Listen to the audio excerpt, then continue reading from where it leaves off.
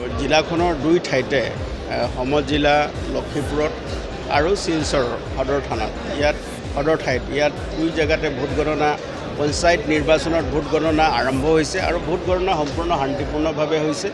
আমি সকলো ৰাইজক তেওঁলোকৰ শান্তি শৃংখলাৰ বজাই ৰাখি এই যি কাৰ্যক্ৰমণিকা আছে ভোট গণনাৰ এই শান্তিপূৰ্ণভাৱে সমাধান কৰিবৰ কাৰণে আমি তেওঁলোকৰ সহযোগ বিচাৰিছোঁ। আৰু বহুতো সমৰ্থনকাৰী লোক ইয়াত আহি উপস্থিত হৈছে।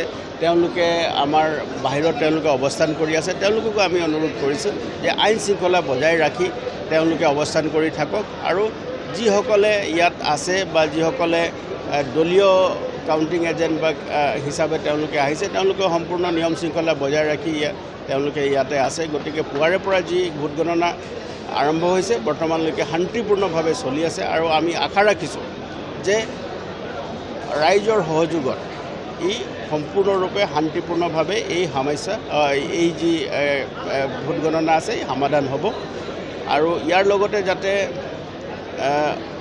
বাটেৰে অহা যোৱা কৰা লোকসকলৰ কোনো অসুবিধা নহয়, যাত্ৰীবাহী লোকৰ যাতে কোনো অসুবিধা নহয় তাৰ কাৰণেও আমি বিশেষ যান বাহনৰ ব্যৱস্থা কৰিছোঁ।